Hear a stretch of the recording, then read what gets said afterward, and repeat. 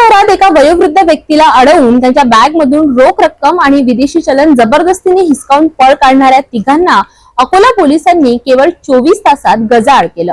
तब्बल 1.5 लाखांचा संपूर्ण मुद्देमाल देखील पोलिसांनी हस्तगत. अकोल्यामध्ये रविवारी रात्री एका वयोवृद्ध फिर्यादी मोटरसायकलवरून घरी जात असताना 2 अनोळखी आरोपींनी त्यांच्या विरुद्ध दिशेने येत त्यांना थांबविलं. त्यानंतर जबरदस्तीने त्यांच्या जवळील बॅग हिसकावून पळ काढला. त्या बॅग मध्ये 13,500 रुपये रोख आणि 100 अमेरिकन डॉलर्स होते. फिर्यादीने तात्काळ पोलीस ठाण्यात तक्रार दाखल केली. अकोला पोलिसांनी तत्परतेने तपास सुरू करत 24 तासात तिघांना अटक केली. गुन्ह्यात वापरलेली मोटरसायकल, चोरीस गेलेली संपूर्ण रक्कम आणि डॉलर्सही पोलिसांनी हस्तगत केले आहेत.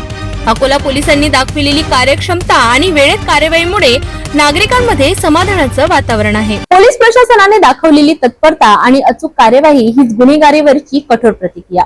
अशा गुन्हेगारांवर कठोर शिक्षा होणं ही काळाची गरज आहे. आणखी बातम्यांसाठी आणि अपडेटसाठी बघत रहा सिटी न्यूज.